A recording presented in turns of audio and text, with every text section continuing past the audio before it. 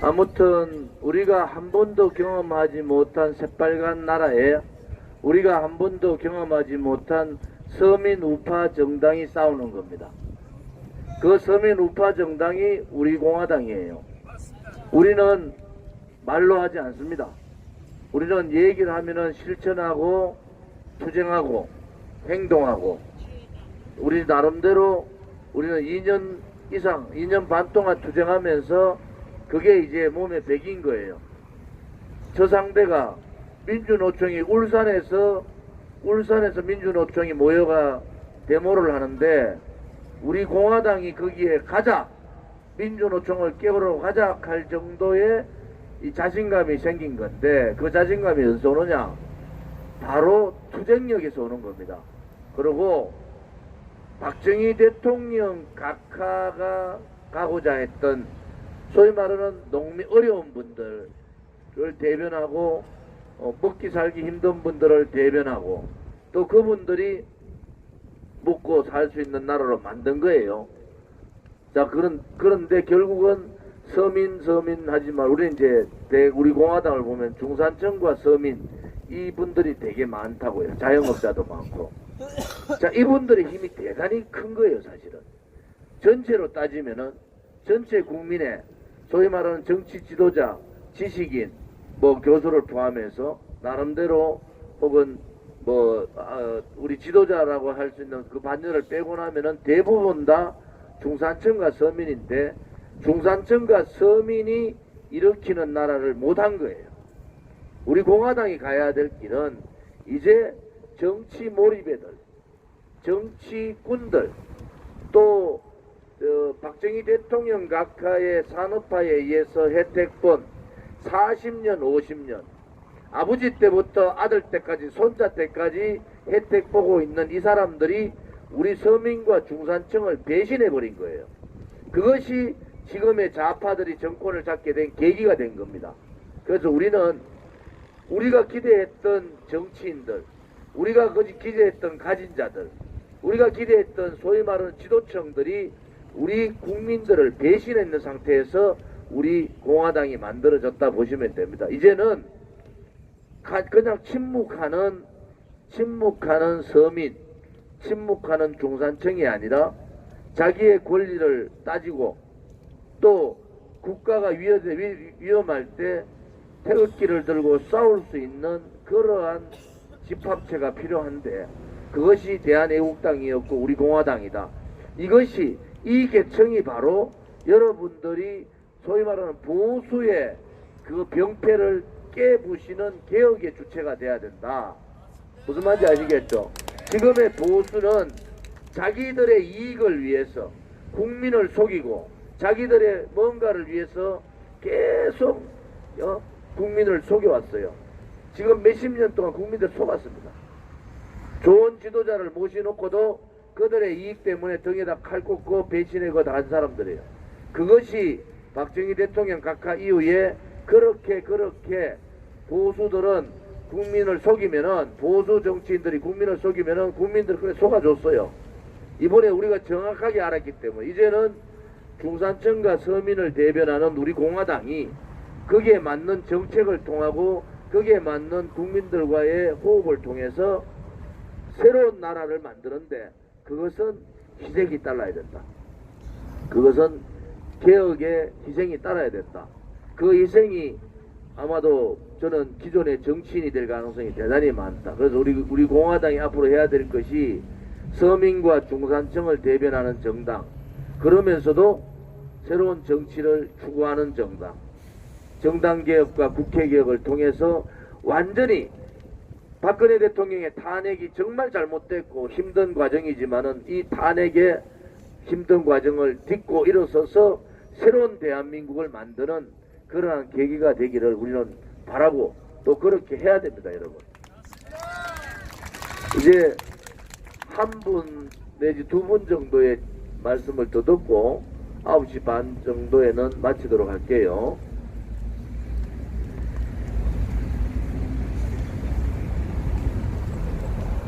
감사합니다. 지도부에서 마이크 좀 더 붙여가 맞죠? 예. 지도부에서 발언을 해준 기회를 주셔서 감사드리고 딴 게 아니고 수많은 당원님들이 저의 건강에 대해서 전화로 다 참 수없이 전화를 주시고 건강을 염려해 주시는 데 대해서 진심으로 감사드리고 존경합니다. 감사합니다. 그리고 제가 드리고 싶은 거는 10월 달에 두 분이 미국을 가신다고 했는데 저는 인권에 대해서 한 말씀 드리고자 합니다. 제가 2003년부터 그러니까 인권단체가 2003년에 들어왔습니다. 국제인권단체가 2003년에 얼지로 육가 장춘동 가는 거길에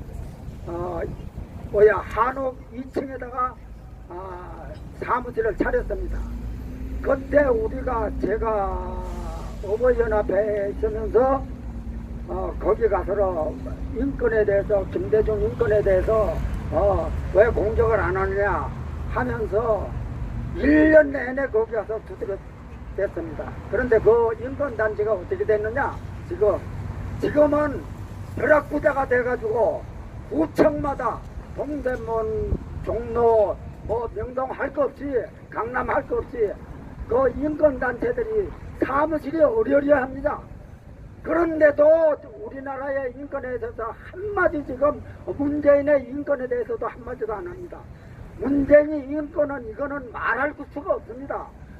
국내 방송이나 언론은 말할 것도 없고 또한 외국인 인권단체는 말할 것도 없고 또 외국 기자가 500명이 넘는다고 합니다. 근데 우리 집회할 적에 내가 오는 거를 못 봤어요. 왔는지는 모르지만 오는 거를 못 봤어요. 그러면 문재인이가 인권 탄압을 얼마나 했는지 그거를 좀 미국에 가서 전해가지고 미국 정부나 또 우리 정부나 지금 문재인 정부나 김정은 정부가 얼마나 인권 탄압을 하고 있는지 확실히 그 유엔에다가 좀 전달해 주시면 감사하겠고요.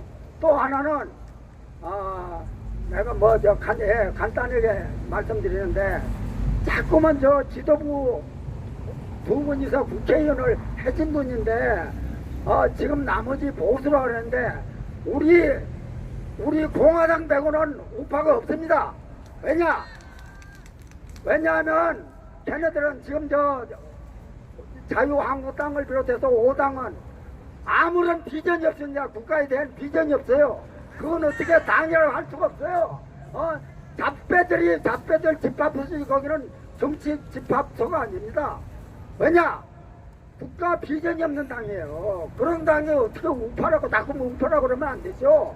우파는 그냥 무조건 하고 우리 공화당밖에 없습니다. 그걸 아셔야 돼요. 그 의원님들이 자꾸만 우파라고 그러면 안 돼요. 우파는 우리 공화당밖에 없습니다. 그걸 내가 분명히 말씀드리고 끝내겠습니다. 감사합니다. 사실은 박근혜 대통령의 불법 감금, 인신 감금 자체가 인권 탄압입니다. 그리고 아주 치졸한 정치 보복이에요. 제가 밝혀지지 않은 상태에서 구속을 시키고 또 그 구속 연장을 위해서 또 다른 죄를 덮어씌우고 결국은 그게 아무런 죄가 없듯이 나타나고 이것이 인권 탄압이고 자유민주주의 국가에서 법치가 있는 나라에서 해서는 안 되는 짓들을 좌파들은 하고 있는 겁니다. 저들이 촛불혁명을 통해서 헌법에다가 촛불혁명을 집어넣으면은 그 혁명의 적폐 대상자들은 전부 다 반역자가 되는 겁니다. 만약에 저들을 촛불혁명을 인정하면은 그 촛불혁명에 의해서 적폐를 지목되는 박근혜 대통령 정부의 사람들, 태극기를 들고 저 혁명 세력이라 하는 쿠데타 세력한테 저항하는 사람들은 전부 역적들입니다. 그래서 우리가 문재인 정권을 인정을 못하는 거예요. 문재인 정권이 자기들은 촛불혁명을 했다는데 그것을 인정하는 순간에 다음에 역사는 뭐라고 해줬습니까? 저들을 혁명 세력으로 잡아요. 우리는 반혁명 세력이 돼버리는 겁니다. 역사에 있어서 그렇게 아직 대통령께서 시퍼렇게 살아계시고 죄 없다는 걸 국민들이 다 아는데 저 촛불 쿠데타 세력을 어떻게 혁명 세력으로 인정할 수가 있습니까? 그 관점이 자유한국당하고 우리 공화당이 다른 거예요. 그것은 분명하게 해야 되는 겁니다. 우리가 오늘 이 자리에서 죽고 끝이 나더라도 우리 후대의 역사가 이 촛불 쿠데타 세력을 촛불 혁명 세력으로 볼 거냐, 촛불 쿠데타 권력 찬탈 세력으로 볼 거냐는 우리 대한민국의 역사에 있어서는 대단히 중요한 문제입니다. 이게 만약에 촛불 혁명 세력으로 가면은 박정희 대통령도 반역 세력이고 이승만 대통령도 반역 세력이 되는 거예요. 그들 말대로 미국의 앞잡이가 되고 그들 말대로 5.16 혁명이 아닌 5.16 군사 쿠데타를 통한 반역 세력이 되기 때문에 우리는 그것을 인정할 수가 없는 겁니다. 이 문제를 확실히 하고 가지 않으면은 자꾸 혼돈이 생기는 거예요. 혼돈이. 그래서 이 문제를 그렇게 하겠다. 그래서 저들은 우리는 인권 탄압이라고 얘기하잖아요. 저들은 촛불 혁명의 과업 완수라고 보는 거예요. 자기들이 우리가 도저히 이해 못하는 짓들을 하는데 그들은 우리는 촛불 혁명의 주체 세력이고 우리는 그 촛불 혁명의 과업 완수를 하고 있는 세력이다 해서 우리가 말하는 붉은 적폐를 그들은 혁명 과업 완수로 바꾸고 있다. 이렇게 보시면 됩니다. 그래서 헌법에 촛불 지금 우리 광화문에 와서 투쟁하는 것도 세종대왕 동상을 옮기고 지금 저 보십시오. 저게 100주년 임시정부 100주년 탑이라고 보입니까? 저게 촛불 쿠데타 탑입니다. 저 탑이 이순신 동상 세종대왕 동상을 옮기고 그 자리에다가 촛불 혁명탑을 만들겠다는 게 박원순의 생각이에요. 아니 이것을 어떻게 이 광화문 서울 우리의 수도 서울의 광화문 광장에 촛불 혁명 광장으로 만드는데 우파가 그냥 보고 있어서 되겠습니까? 끝까지 저항해야 되지. 여기서 끊기면요 우리의 우파의 역사 대한민국의 자랑스러운 70년의 역사는 좌익의 역사 좌파의 역사로 다 바뀌는 겁니다. 그것이 우리가 투쟁하고 있는 우리가 박근혜 대통령만 구출한다 이거 아니란 말이에요. 무슨 말인지 압니까? 박근혜 대통령이 통진당 해산하고 민노총 억압하고 정교조 원외노조 만들고 이런 식으로 우리의 우파의 중심에 있었던 체제와의 전쟁을 했단 말이에요. 김정은 레짐 체인지 시키려고 했고 그래서 박근혜 대통령이 그동안 우리가 지켜주지 못한 데 대한 아쉬움도 있고 우리의 잘못도 있지만은 지금 보니까 저 좌파들하고 엄청난 공산주의자들 민중민주주의자들하고 엄청난 싸움을 하신 거죠. 저 청와대에 앉으셔가지고 그래서 이 사람들은 정통성이 없단 말이에요. 지금 문재인 정권이. 그러니까 헌법에다가 촛불혁명을 놓고 이 수도 광화문 광장을 촛불혁명 광장으로 만들어서 그들의 촛불혁명을 정당화시키려는 거다. 이 싸움에서는 절대 밀리면 안 됩니다. 아시겠습니까 여러분? 자, 마지막으로 한 분 말씀 듣고 마무리할게요. 예? 그만하자고. 그래. 윤채원 씨.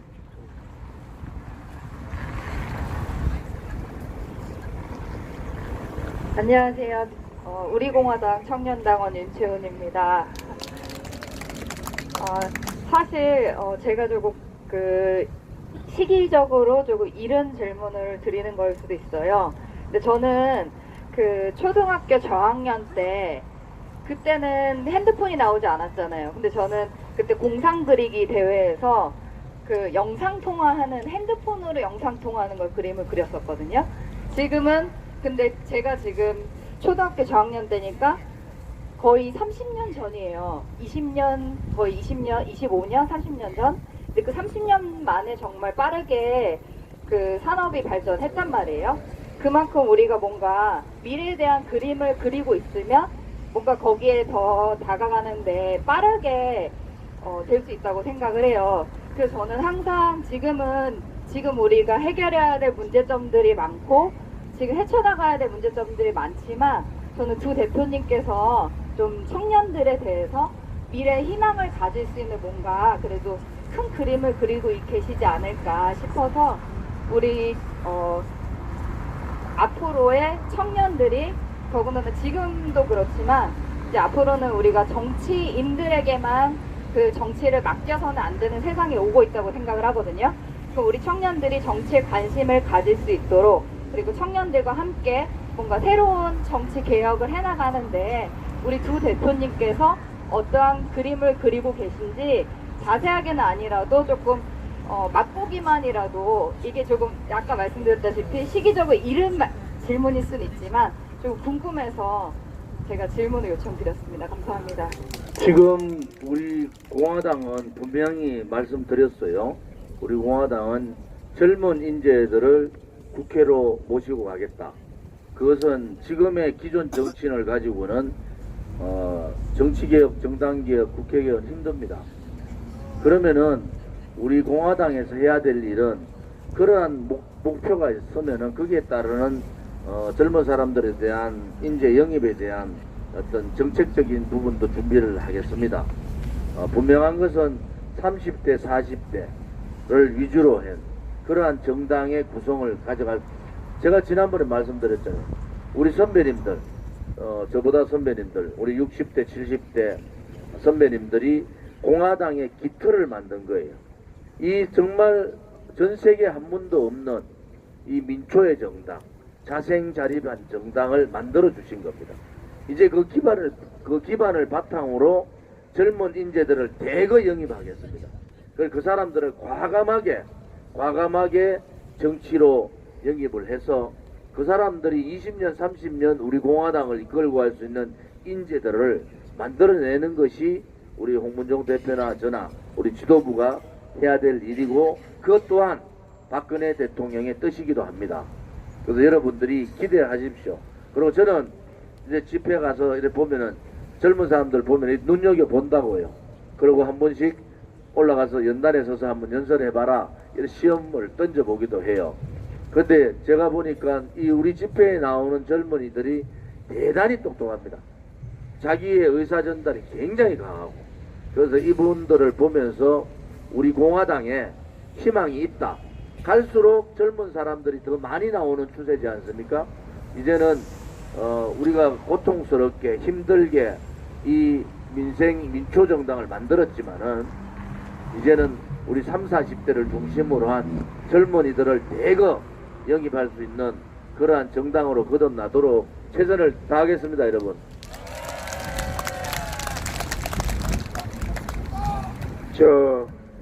이제 가셔야 되니까